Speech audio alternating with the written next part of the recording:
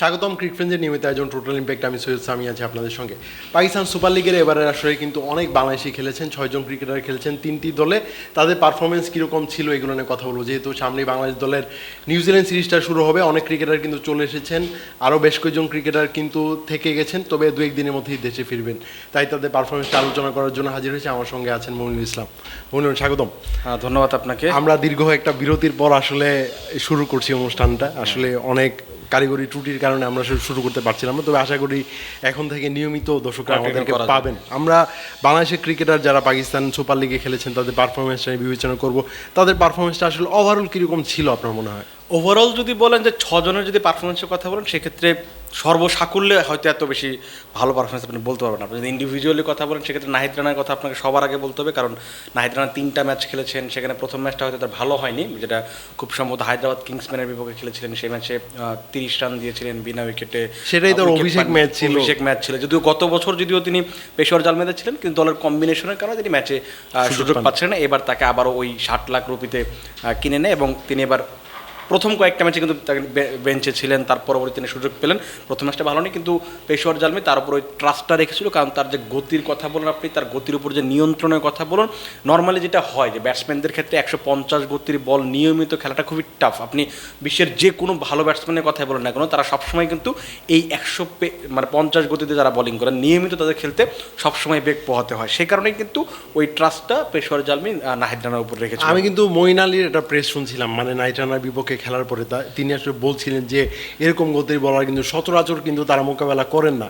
So হুট করে যখন এরকম গতির একজন বোলারকে আসলে আপনি মোকাবেলা করবেন, সেটা অ্যাডজাস্ট করার একটা বড় ব্যাপার। আজকে যদি আপনি জেপি ডুমিনির কথা শুনেন, সেখানেও তিনি একটা কথা বলেছেন যে নাহিদ রানার যে বিশেষত্বটা, সেটা হচ্ছে যে নর্মালি তো অনেকেরই গতি থাকে। আপনি হারিস রফের কথা বলতে পারেন, আপনি ভারতের আপনার ওই লখনৌ সুপার জায়ান্টসে খেলেছে মায়াঙ্ক যাদব, তার কথাও আপনি বলতে পারেন, উমরান মালিকের কথা বলতে পারেন। কিন্তু যে সমস্যাটা হয় যে যাদের গতি নর্মালি 150, 148, 49 এই নিয়মিত এই রেঞ্জে বোলিং করেন, তাদের সবচেয়ে বড় সমস্যা যে লাইন লেন্থটা মেনটেন করতে পারেন না। নাহিদ রানার কিন্তু প্রথম দিকে যদি আপনি খেয়াল করেন, যখন খুলনা টাইগার্সের হয়ে যখন তিনি বিপিএল খেলছিলেন, তখন কিন্তু তার লাইন লেন্থে অনেক সমস্যা ছিল, কিন্তু লাস্ট 1-2 বছরে কিন্তু তিনি অনেক ইমপ্রুভ করেছেন এবং তার লাইন লেন্থটা বেশ ভালো। সেটার কথাই কিন্তু জেপি ডুমিনি বলছিলাম। আমি পারফরমেন্সের কথা বলছিলাম যে লাস্ট 2টা ম্যাচের পারফরমেন্স যদি আপনি খেয়াল করেন, তার আগের ম্যাচে করাচি কিংসের বিপক্ষে তিনি খুব সম্ভবত 7 রান দিয়ে 3টা উইকেট নিয়েছিলেন, 3 ওভার বল করেছেন। খুব সম্ভবত পিএসএল এর সবচেয়ে ইকোনমিক্যাল স্পেলিং এর একটা রেকর্ড হচ্ছে সেটা। তারপরে ম্যাচে আপনি লাস্ট ম্যাচটা যদি দেখেন, 15 রান দিয়ে 2টা উইকেট পেয়েছেন। তার মানে 3টা ম্যাচে তিনি 5টা উইকেট পেয়েছেন এবং 2টো ম্যাচেই যেটা হয়েছে যে পেশোয়ার জালমি যে ডোমিনেটিং পারফরমেন্স করেছে ব্যাটিংয়ে, কুশল মেন্ডিস বা বাবর আজমের কথা বলতে পারেন, বোলিংয়ে সেই নেতৃত্বটা দিয়েছেন হচ্ছে নাহিদ রানা। তার পাশাপাশি আপনি শরীফুলের কথা বলতে পারেন। আপনি হয়তো বলতে পারেন যে শরীফুল 4টা ম্যাচ খেলে মাত্র 2টো উইকেট নিয়েছে, আপনি এটাকে হয়তো খুব বাজে রেকর্ড বলতে পারেন। কিন্তু আপনি যদি ওই পেশোয়ারের বোলিং লাইন আপটা দেখেন, আপনি প্রথম দিকে অ্যারন হার্ডি খেলেছিলেন, খুব ভালো করছিলেন না, কিন্তু ওই শরীফুল যেটা করছিলেন যে প্রথম ম্যাচে খুব সম্ভবত 31 রান দিয়েছিলেন, তারপরে প্রত্যেকটা ম্যাচে কিন্তু মোটামুটি ইকোনমিক্যাল ছিলেন, হয়তো ইকোনমিটা তার 8, কিন্তু ওই প্রেশার ক্রিয়েট করার ব্যাপার ছিল, সেই প্রেশারটা তিনি ক্রিয়েট করতে পারছিলেন। আপনি যদি করাচির বিপক্ষে দেখেন যে ডেভিড ওয়ার্নারকে তিনি দ্রুতই ফিরিয়ে দিলেন, ওইটা কিন্তু ম্যাচে একটা মোমেন্টাম ক্রিয়েট করতে। আবার এখানে আমরা কিন্তু অনুষ্ঠানের আগে কথা বলছি আমি এই দুইজনের পারফরমেন্স নিয়ে, তাদের যে পারফরমেন্স, তাদের ফ্র্যাঞ্চাইজির আসলে তাদের পারফরমেন্স নিয়ে কতটা খুশি, এটা কিন্তু তাদের একটা ব্যাপার আসলে যেটা ঘটেছে। এনওসির ক্ষেত্রে আপনি যদি চিন্তা করেন যে মানে পারফরমেন্সটা স্বাভাবিকভাবে এখন পর্যন্ত পেশোয়ার কিন্তু কোনো ম্যাচ হারেনি, সে কারণে কিন্তু তারা এখন টেবিল টপার। এবং তাদের যে এই বাংলাদেশের দুজন পেসারের বোলিং যে তাদের কাজে লাগছে, তাদের বোলিং অ্যাটাকের যে একটা অন্যতম অস্ত্র হিসেবে কাজ করছে, সেটা একটা প্রমাণ হচ্ছে যে 12 এপ্রিল পর্যন্ত বাংলাদেশে যারা জাতীয় দলের ক্রিকেটার ছিলেন, শুধুমাত্র পারভেজ হোসেন ইমন বাদে তাদের সবাইকে 12 এপ্রিল পর্যন্ত এনওসি দেওয়া হয়েছিল। কিন্তু পেশোয়ার জালমি যেহেতু কালকে একটা ম্যাচ আছে, খুব সম্ভবত কোয়েটা বা কারোর সাথে ম্যাচটা রয়েছে, সেই ম্যাচের জন্য কিন্তু এই নাহিদ রানা এবং শরীফুল ইসলামকে তারা রেখে দিয়েছে। তারা বিসিবিকে অনুরোধ করেছেন যে আরও একটা দিন যদি তাদেরকে একটা এনওসি বাড়িয়ে দেওয়া হয়, তাহলে তাদের জন্য ভালো হয়। কারণ যেটা হয় যে ফ্র্যাঞ্চাইজি লিগে এটা কিন্তু অনেক সময় হয়ে থাকে। সো তারা যে অনুরোধ করেছেন, তারা সেখানে আপনি বুঝবেন যে ওই নাহিদ রানা এবং শরীফুল ইসলাম তাদের ইম্প্যাক্টটা তাদের দলে কতটুকু আছে, এবং তারা টুর্নামেন্ট সিরিজ শেষ করে যাবেন কি যাবেন না সেটা আসলে পরে প্রশ্ন। কিন্তু যে ধরনের পারফরমেন্স করেছেন, সেখানে চান্সটা তো অবশ্যই থাকবে যে ওয়ানডে সিরিজ শেষ করে তারা হয়তো আবারও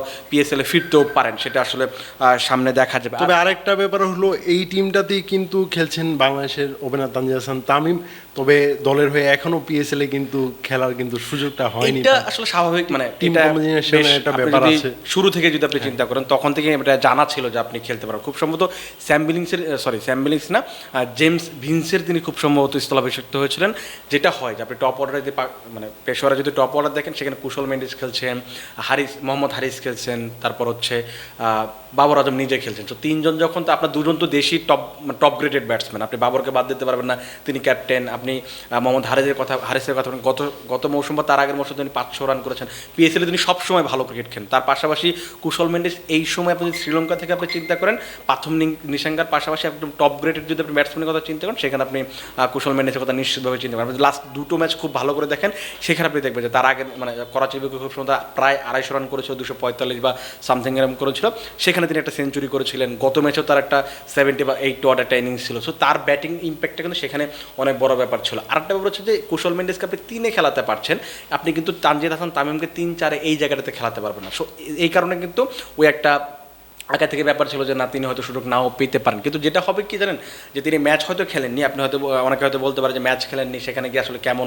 ব্যাপার হলো। কিন্তু আপনি যে একটা ইন্টারন্যাশনাল টুর্নামেন্টে গিয়ে একটা বিদেশি ফ্র্যাঞ্চাইজি লিগে গিয়ে একটা ড্রেসিং রুম শেয়ার করার ব্যাপার থেকে, একটা প্র্যাকটিসের ব্যাপার থেকে, ওইখানকার সুযোগ সুবিধার ব্যাপার থেকে, হ্যাঁ বাংলাদেশে অবশ্যই বিসিবিতে তো সুযোগ সুবিধার ব্যাপার আছেই, সুযোগ সুবিধা দেওয়া হয়, কিন্তু আপনি যখন বিদেশি টুর্নামেন্টে যাবেন, বাইরের কোচদের সাথে কাজ করবেন, অন্যান্য ব্যাপার থাকবে। সো ওই এক্সপিরিয়েন্সটা হয়তো তানজিদ হাসান তামিমের এই নিউজিল্যান্ড সিরিজটাতে কাজে লাগবে। সো এইটা আসলে অনেকে হয়তো মন খারাপ করতে পারেন যে বাংলাদেশের আরেকজন ব্যাটসম্যান যদি খেলার সুযোগ পেতেন, কারণ সাম্প্রতিক সময়ে বাংলাদেশের বোলারদের অনেক প্রশংসা করা হচ্ছে, কিন্তু ব্যাটসম্যানরা সেভাবে সুযোগ পান না। যখন ব্যাটসম্যানরা সুযোগ পেয়েছিলেন তখন তিনি আসলে যখন ম্যাচ পাননি, স্বাভাবিকভাবেই সমর্থকদের তো আক্ষেপ হওয়ার কথা। তবে এখানে কিন্তু পারভেজ হোসেন ইমন কিন্তু ফার্স্টের 2টা ম্যাচ যেটা খেলেছেন সেগুলোতে কিন্তু মিডল অর্ডারে ব্যাটিং করতে হয়েছিল। আমরা পারভেজ হোসেন ইমনকে কিন্তু টপ অর্ডারে ব্যাট করতে দেখি, ওপেনিংয়ে ব্যাটিং করতে দেখি। তবে ফখর জামানের যে নিষেধাজ্ঞা ছিল সেটার কারণে কিন্তু ওপেনিংয়ের সুযোগ পেয়ে যান। সেই ম্যাচটাতে তিনি কিন্তু দারুণ পারফরমেন্স করেছিলেন। সেই ম্যাচটার পর আমি হয়তো বা ভাবছিলাম যে পারভেজ হোসেন ইমন হয়তো বা নিয়মিত ওপেনিং করবেন, কিন্তু সেটা আসলে হয়নি। তার একটা ইনজুরির কারণে পিএসএল থেকেই ছিটকে গেছেন। তার পারফরমেন্সটা তার জন্য আসলে একটা ব্যাড লাক, কারণ তিনি যখনই রিদমটা, তিনি কালকে যখন ফেসবুকে একটা স্ট্যাটাস দিয়েছিলেন, সেখানে তিনি বলছিলেন যে আমি মাত্র এই রিদমটা ফিরে পেয়েছি, তখনই তিনি আসলে ইনজুরিতে পড়ে গেলেন। যে জিনিসটা হচ্ছে যে তাকে যদি আপনি খেয়াল করেন, একটু নিলামের দিকে খেয়াল করেন, গত বছর যখন লাহোর কালান্দার্স খেলেছে তখন কিন্তু কুশল পেরেরা তাদের 4 নম্বর জায়গায় খেলেছিলেন, এবং ফাইনালটা যদি আপনি দেখেন 65 রানে একটা ইনিংস খেলেছিলেন, রাজা একটা ভালো ক্যামিও খেলেছেন, তারপর তারা চ্যাম্পিয়ন হয়েছে। পুরো টুর্নামেন্ট জুড়ে কিন্তু ওই কুশল পেরেরাকে তারা 4 নম্বর পজিশনে খেলেছে। এই নিলামের সময় তারা কিন্তু প্রায় 2 কোটি বা 2.5 কোটি টাকা পর্যন্ত, রুপি পর্যন্ত তারা কুশল মেন্ডিসের জন্য খরচ করতে রাজি ছিল, কিন্তু শেষ পর্যন্ত তারা পায়নি। সেই কারণে কিন্তু তাদেরকে 4 নম্বরের জন্য একটা ভালো অন্য একটা ব্যাটসম্যান খুঁজতে হচ্ছিল। আপনি পারভেজ হোসেন ইমনকে যদি দেখেন, সিলেট টাইটান্সের হয়ে তিনি বিপিএলে খেলেছেন, সেখানে তিনি 4 নম্বরে বেশ কয়েকটা ভালো ইনিংস খেলেছেন। জাতীয় দলের হয়ে লাস্ট যখন তিনি খেলেছিলেন তখন মানে এই প্রিমিয়ার লিগেও তাকে বিপিএল শুরুর আগে আপনি যদি চিন্তা করেন, সেখানে তিনি 4 নম্বরে খেলেছেন। লিটন দাস কিন্তু বলছিলেন যে বিশ্বকাপে আমাদের 4 নম্বরে ওই ফ্লেক্সিবল রাখার জন্য সব ব্যাটসম্যানকে, যে আমাদের সুযোগ যদি লাগে, কেউ যদি ফর্মে না থাকে তখন হয়তো পারভেজ ইমনকে যদি খেলানো যায়। সো ওই জিনিসটা লাহোর কালান্দার্সের মাথায় ছিল যে আমি এমন একজন ব্যাটসম্যান খুঁজছি যার আমার ভার্সেটাইল, ওপেনিং আমি ব্যাটিং করতে পারবো, উপরের দিকে ব্যাটিং করতে পারবো, কিংবা 4 নম্বরে যখন প্রয়োজন হবে তখন আমরা তাকে ব্যাটিং করতে হবে। সেই ভাবনা থেকেই কিন্তু ওই পারভেজ ইমনকে নেয়, এবং তারা যখন প্রথম ম্যাচটা হয়তো সুযোগ পায়নি, পরের দিকে যখন সুযোগ পেয়েছেন 3-4 নম্বরে ব্যাটিং করেছেন 2টো ম্যাচে, একটা ম্যাচে হয়তো 14, একটা ম্যাচে 12, কমফোর্ট জোনে ছিলেন না, কারণ তিনি যখনই ব্যাটিংয়ে গেছেন হয় দলে প্রেসারে পড়ে গেছে, 2-3টা উইকেট দ্রুত পড়ে গেছে, তখন তিনি নিজেও প্রেসারে পড়ে গেছেন। এবং প্রথম ম্যাচটা আপনি যদি খেয়াল করেন তখন কিন্তু সামিন রানা একটা কথা বলছিলেন যে আজকে তুমি হয়তো অনেক বেশি রান করোনি, কিন্তু ওই মুহূর্তে প্রেসার রিলিজ করা বা একটা জুটি করা একটা দরকার ছিল, সেই কাজটা তিনি করেছিলেন। যে সুযোগটা তিনি অপেক্ষায় ছিলেন সেটা হচ্ছে ফখর জামান যখন নিষেধাজ্ঞায় পড়লেন, তিনি ওপেনিংয়ে খেললেন এবং 19 বলে একটা 45 রানের একটা ইনিংস খেললেন, 5টা ছক্কা মারলেন, একদম মানে টিপিক্যাল আপনি টি20 ব্যাটসম্যান বা ওপেনার হিসেবে আপনি টিপিক্যালি ইমন স্টাইলে খেলতে পেরেছিলেন। ইমন এইভাবেই খেলতে আসলে ভালোবাসে, যাকে আসলে আমরা একদম আন্ডার 19 থেকে যেভাবে তাকে আসলে খেলতে একটু অ্যাগ্রেসিভ ব্যাটিং করেন যে জিনিসটা।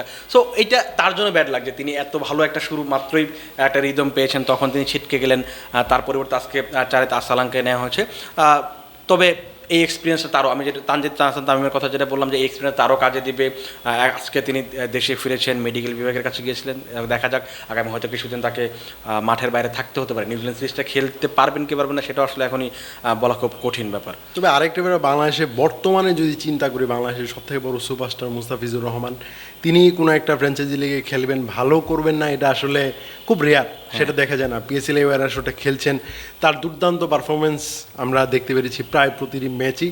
তার পারফরমেন্সটা কি মানে মানে দাফিজময় ছিল কিনা, মানে তিনি যেভাবে পারফরমেন্স আপনি যদি করেন। দা ফিজময়ের কথা বলেন, আপনি হয়তো পরিসংখ্যানের দিক থেকে হয়তো দা ফিজময় বলতে পারবেন না যে জিনিসটা, কারণ আপনি সম্ভবত 5টা ম্যাচে 6টা উইকেট পেয়েছেন, ইকোনমিটাও 7-এর একটু বেশি ছিল। কারণ আপনি যখন মুস্তাফিজের মতো বোলারকে আপনি চিন্তা করবেন, আপনি যখন লাহোরের উইকেটে খেলবেন, আপনি যখন করাচির উইকেট, আপনি কিন্তু করাচির উইকেটটা দেখেন, হ্যাঁ 1টা 2টা ম্যাচ হয়তো রান হয়েছে, কিন্তু বেশিরভাগ ম্যাচগুলোতে স্পিন ট্র্যাক মানে ব্যাপার ছিল, স্পিনাররা অনেক বেশি সুবিধা পাচ্ছ। সুফিয়ান মুকিমের কথা আপনি বলতেন, পেশওয়ান জামিল, ইফতিকার আহমেদের কথা বলতে পারেন, তারা কিন্তু অনেক বেশি অ্যাডভান্টেজ পেতেন। আমি যদি কালকে যদি আপনি পেশোয়ারের বিপক্ষে যদি মুস্তাফিজের বোলিংটা দেখেন, প্রথম 2 ওভারে তিনি কিন্তু একদম টিপিক্যাল মুস্তাফিজ যে ধরনের বোলিং করেন, স্লোয়ার কাটার ব্যাটসম্যানকে পরাস্ত করা, এবং বাবর আজমের যে রিয়াকশনটা ছিল, তিনি বুঝতেই পারছেন না বলটা আসলে পেস বল করছেন নাকি স্পিন বল করছেন। কুশল মেন্ডিসকে কিন্তু সেই জিনিসটা তিনি রিয়াকশন দিয়ে দেখাচ্ছিলেন, কিন্তু তৃতীয় ওভার তিনি খারাপ করেছেন, লাস্ট ওভারে এসে আবার 2টো উইকেট নিয়েছেন।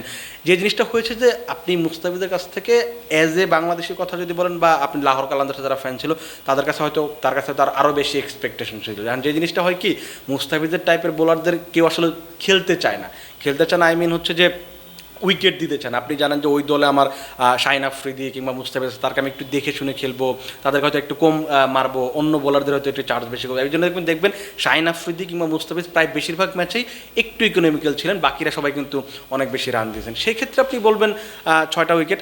আমার কাছে যদি মনে হয় যে ইকোনমিটা যদি আরেকটু বেটার হতে পারতো, বা আরও 2টা-3টা উইকেট যদি পেতে পারতো, আর আমার কাছে আরও ভালো লাগতো। মানে এটা বলবো না যে খুব খারাপ তিনি পারফরমেন্স করেছেন, কিন্তু আমি চাইবো যে এই জিনিসটা যে আরও 8টা-9টা উইকেট হতো, 10টা উইকেট হতো 5 ম্যাচে, দেখতে ভালো লাগতো।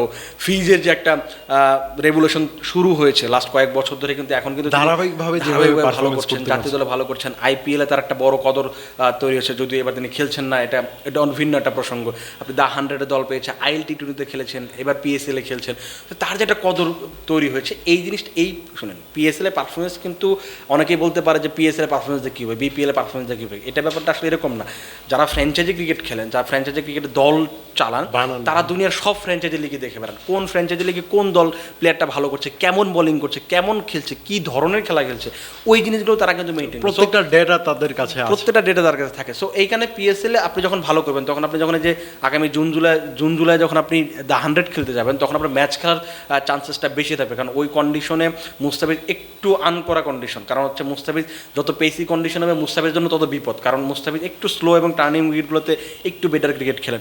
সো আমার কাছে মনে হয় যে যখন তিনি সেকেন্ড ধাপে, আমি নিশ্চিত যে ওয়ানডে সিরিজ শেষ করে 8 দিনের ব্যবধানে তিনি হয়তো আবার ফিরে যাবেন, তারপরে হয়তো গিয়ে আমরা মুস্তাফিজের যে ম্যাজিক্যাল মুস্তাফিজের কথা আমরা বলি, সেটি পারফরমেন্সটা হয়তো তখন আমরা হয়তো দেখব। ধন্যবাদ মুমিনুল্লাহ আমাকে সময় দেওয়ার জন্য। দর্শক, ক্রিকফ্রেন্ডের নিয়মিত আয়োজনে আমাদের সঙ্গে থাকার জন্য ধন্যবাদ। পরবর্তী কোনো পর্বে অন্য কোনো বিষয় নিয়ে আবার কথা বলবো, সেই পর্যন্ত আমাদের সঙ্গে থাকুন।